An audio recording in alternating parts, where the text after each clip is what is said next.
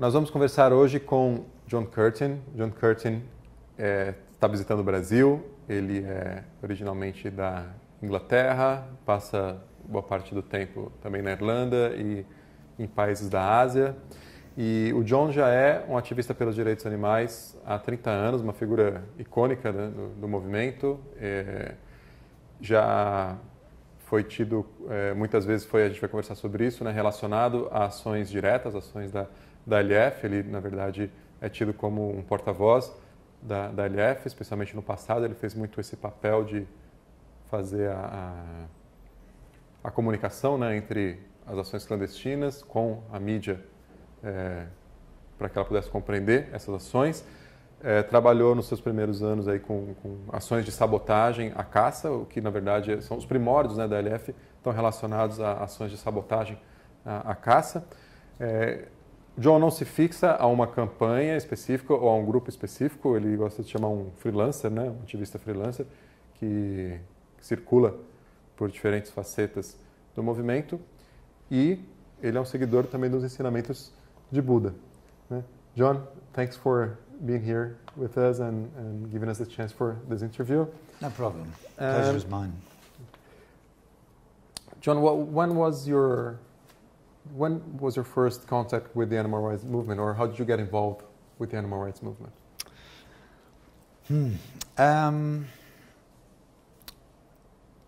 I got involved with the movement in England in the early 80s. And the reason that I got involved is that I had an experience with a dog. He died in my arms. Took him 2 days and 2 nights to die. And it was an incredibly deep, profound experience that shattered all my previous views about animals. And from the moment when my dog died, to this day, I'll see animals as my brothers and sisters, whereas previously that I'd bought into sort of the biblical package that there was the human beings and then everything was created for us. There was a not just a gap, but an immeasurable abyss. Yeah, separation. But this dog dying in my arms really brought it home. I mean, I'd gone out with a vegetarian woman for years and years and years. And my idea of going for a romantic date was to go to a burger bar, and I'd have my hamburger, and she'd have her tomato soup. And I just thought she was on some strange, weird, freaky diet that had nothing to do with me. I certainly was never going to go vegetarian. And I'm so grateful to her that she dealt with me so sensitively. She used to give me the occasional, like, ooh, when she seen some sort of animal bits dribbling down my cheeks sort of thing, But I'm so grateful that she didn't used to give me a hard time or ultimatums, that she let me come to my own decision. And it was that, to me, it was all a mystery, like I said, but it was that dog dying in my arms that it had a very profound experience on me.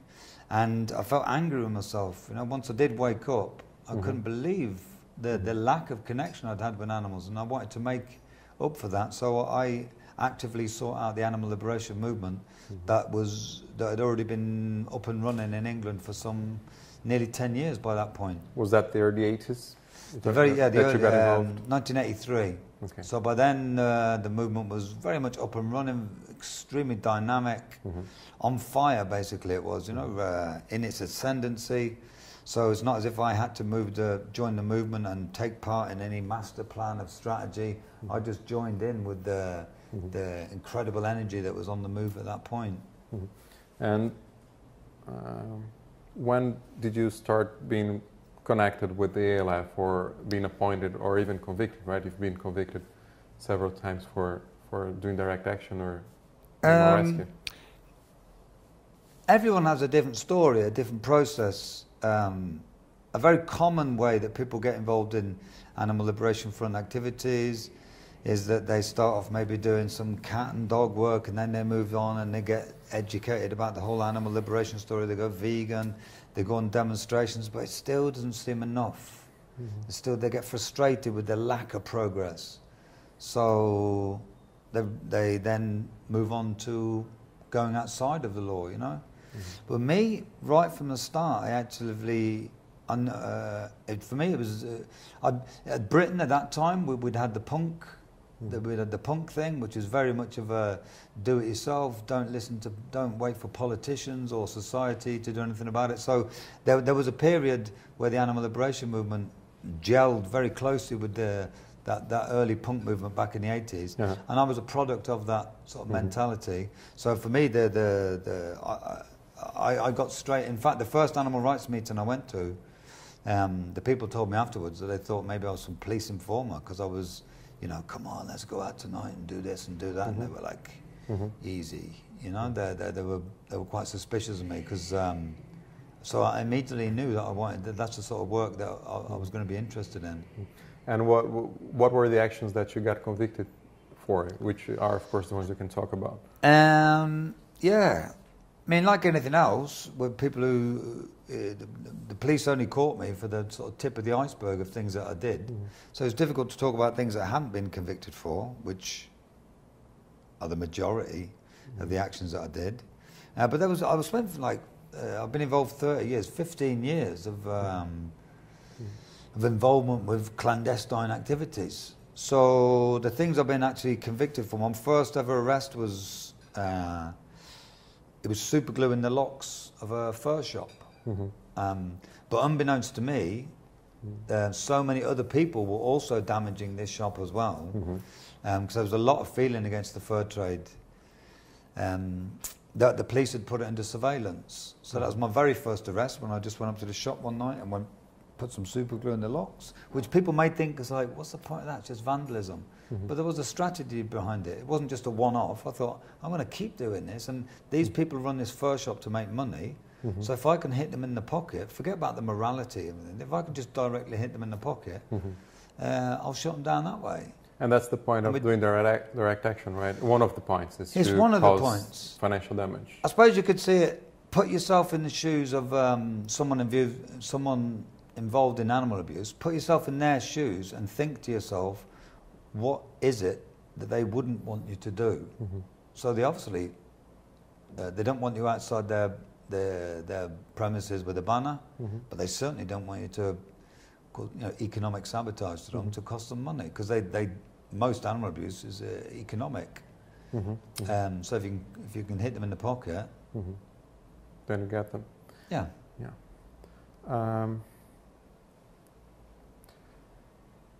When we look at the movement in Europe today, especially in the UK, I say mostly in the UK, there's a lot of repression going on, and part of that, I assume, have to do with the propaganda of the ALF, or how much you've been effective in affecting industries. And of course the industries will pressure the government so that they will build more repression to try and silence the animal rights activists or incarcerate them.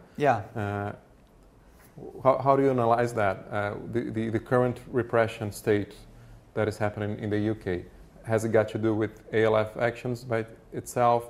Has it got to do with other fronts of the movement that might have taken a wrong path as far as public relations is concerned? Yeah, I mean, like everything else in life, this very paradoxical when you look at the situation in Britain concerning the repression against us. Because when I talk about say when I joined the movement in the early 80s, the movement was very, you know, there was a total connection really with illegal direct action. Even if people weren't involved in Animal Liberation Front activities, they were supportive. All the major national societies supported it. The media supported it.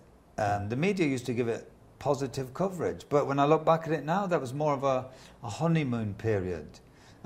Maybe they just thought we were some quaint animal lovers, you know, they could patronise, and once there were some changes made, then we would quieten down. But you know, the animal liberation movement went from strength to strength to strength, and it was when we actually began to close down companies affiliated to large multinational companies, that those people that run those mega companies, they woke up to the actual threat that we are to the status quo, because we are a threat to the status quo of this society. I like a quote from Gandhi: "What do you think of Western civilization?" He said, "I think it would be a very good idea."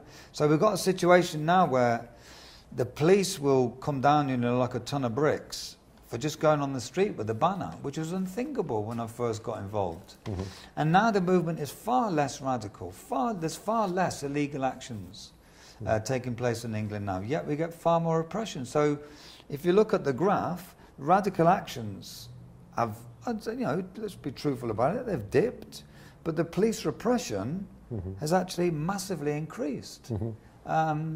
So I think the main reason for it is the fact that we're suffering a backlash now as a result of the successes, of the victories, because we've put it on the map, and now we're in a situation where, you know, vegetarianism and veganism is becoming mainstream. Every person in Britain has got somewhere in their family, somewhere along the line, that's connected with, you know, that's turned their back on animal abuse. So our success has created a reaction. But let's be honest, I think we've made mistakes along the way. So I think we've done things that have made it easy to ostracize us, to What were criminalize those us. mistakes, John? So we can learn, so we that are in the movement in other regions can learn from those mistakes. I mean, I like the song, the French song, "On ne regrette rien." You know, what's in the past is in the past. It's too late. So there's no point. You know, we can't think we can go back. But maybe other. As a lesson for other movements. Not a lesson to copy, but just a lesson to reflect on. It's strange for me to be saying this, but I think there was times when we were too forceful. I think we had a time when we could believe that we can, because we were beginning to have successes, that we can actually change society by smashing things, by operating clandestine, by operating, you know, hitting these multinationals in the pockets with criminal activities. But that's ridiculous. You know, that idea that we can force society to become compassionate it's a fantasy. But smash all the cages until all the animals are free. When I look back at now, that idea is nonsense. But maybe I myself began to believe it. There was definitely periods in my life where I thought, if enough of us get involved, we can just smash this animal abuse into history. But to me, what we've done, we've woken society up with our radical actions. But to me, the really hard work is now ahead of us. You know, education. Long-term strategy. The easy part is the shocking thing, which we did, and we did it well in England when we took it on board full scale. Now we're dealing with the long, hard slog. We'll get back to the education front. Is. But before that, I understand you're saying that it might have been, you might have gone a bit overboard on those on the stronger Well, there were actions. definitely some times, But at the same time, you're not saying that this should not exist at all, right? No, they're just one part of the movement. I haven't got a crystal ball to tell the future, but without the radical actions that we've done in England, and the modern manifestation of the animal liberation movement, pretty much. It did begin in England, you know. It was instrumental, and now it's become a global phenomenon. But it happened because of those radical actions, and all the mainstream societies came on board. They fully supported this illegal actions. Now they've got more links with politicians and more links with the authorities, and been more concerned about the public image. They've begun to drop that side of things. But there was definitely a period where it was absolutely crucial. So different things apply in different times, different cultures. You can't apply to England in the 80s, England in the 90s, England today, as you can to Brazil and South America. So now that the radical side of the movement has brought the movement into attention, right? So now it's time to work that has education. Happened. And now is the time to work the individual education, to dealing with, as you call it, the hard work, with dealing in actually changing hearts and minds, so that we can get somewhere. You do what works, and if I thought by radical actions that we could make society compassionate and we could end animal abuse, I'd embrace that strategy. I'll do what works, but it's a fantasy. We're we're a small group of people. The Animal Liberation Family, we're going against the stream of the status quo. You know, we're a small little tiny minority. So let's be honest, you know, and let's realise our strengths and our weaknesses. And our strength is our compassion. But our weakness at the minute is our numbers, sort of thing, you know. We're talking about, like in Brazil, if you start talking about numbers, your numbers in Brazil of animal abuse, I thought, well, the numbers are numbers. Is that saying 1 million deaths is a statistic, one is a tragedy? But your statistics for Brazil are disgusting. Well, they're all, any one death is disgusting, but you've got more cows here than people. In England, we've got hundreds of millions of chickens, millions of this, millions of... You get to the billions when you get to Brazil. But yet you've got many progressive things going on here. I've learned a lot. I've only been here for 10 days. And I'm stunned about some of the progressive stuff that's going on in Brazil. You've got stuff going on in here that I'd give my right arm for. What were the things that you valued from what you've seen so far in our movement here, John?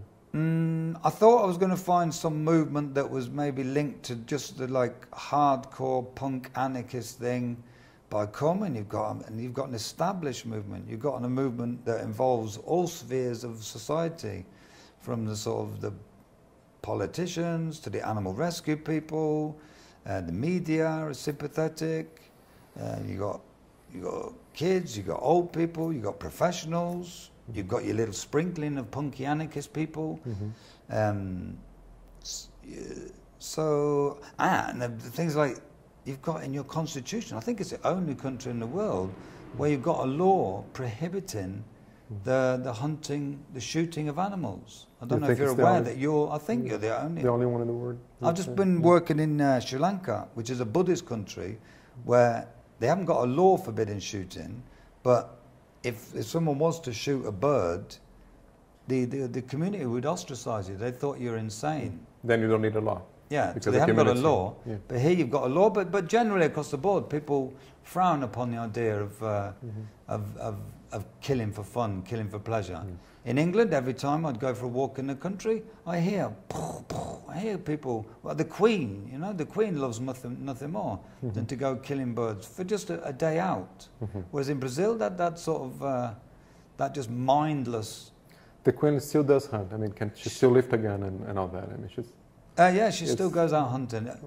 Yeah. You would think people might change taste with time, right? Just because of their age, but the Queen still does actually actively hunt. There was a picture of her about 3 years ago, hitting a bird on the head with a stick that had been shot that still wasn't dead yet. Oh, wow. And as for her husband, he loved, if he could, he'd shoot anything that moves. That tells us how hard it must be for you to work on the campaigns against hunting in the UK, because it's like there is aristocracy, or the people that are on the spotlight, they're actively supporting and actually performing the hunt, right? So yeah, you guys probably have a hard time in sabotaging or going against the hunt. We do. You know, people are being killed. People are being killed going up against the hunt.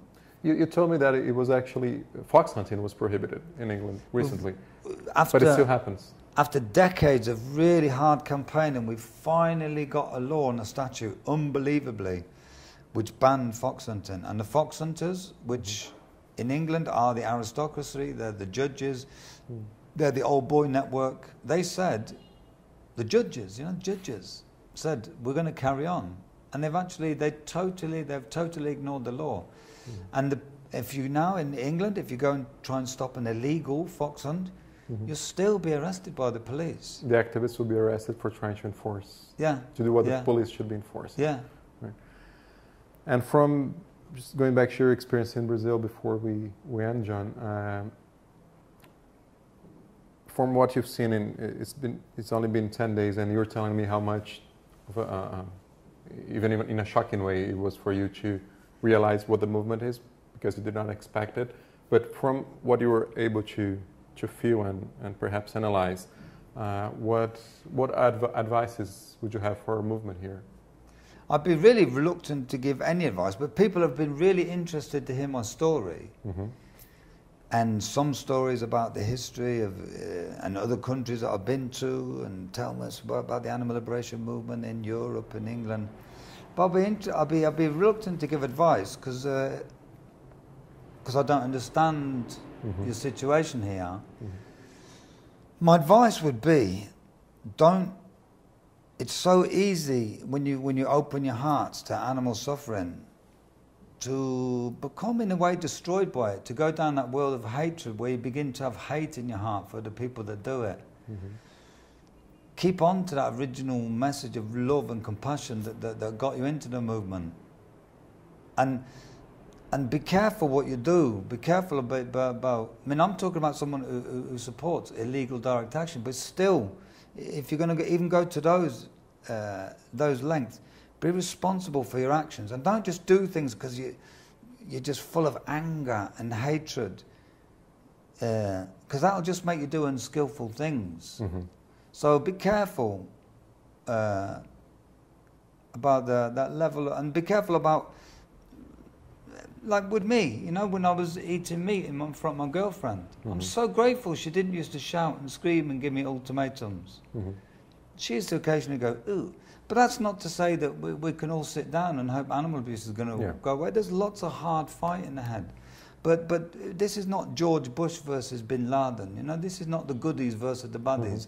We've got to go deep, deep, deep down into tackling some really entrenched ideas. So don't be angry at the individuals you come across. Animal abuse in this society is the norm.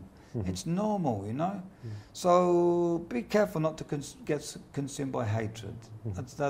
I spent time when I was consumed in hatred, and it made me do things that I think were unskillful, and I wouldn't want to repeat. And the only other advice is keep the way you're going. The movement here is up and running. I actually think the European, the English aspect of the animal liberation movement has played a crucial role into bringing the issue of waking people up, of starting the ball rolling. I honestly think the future of the movement, some of the most progressive things are actually going to happen in South America. I think that, you know, when you look at there's other countries now. When I first got involved, it was England, Germany, Norway, Sweden. It was a North European thing. Now it's global. I'm so delighted. So I'm looking forward to Brazil becoming pioneers in the world of animal liberation. You already are, you know, in a way. You've got some really progressive laws, but they need to be enforced and implemented. And you've got a chance maybe in this country, maybe a chance somehow. I went to some political event last night, which was very surreal for me. I got introduced to someone who's been to prison in my country, and the politicians were clapping. It was very strange. So you've got a chance here that you know there's a connection with this progressive idea that's on the way, and maybe you'll be one of the first countries in the world that actually bans vivisection. No, I'm very humbled to hear you say that, John, with your experience and your view from the animal liberation movement, saying that we are in a positive and prosperous path with our movement here. So that only makes us want to work even more with that. So you're doing something with that right. hint that you're we're doing on the something right path. right. You know, you're doing. You go in the. I'm delighted. I'm really delighted, and I wasn't expecting to be as good as what I've seen. And just a general compliment towards Brazilian people, the Brazilian culture in general.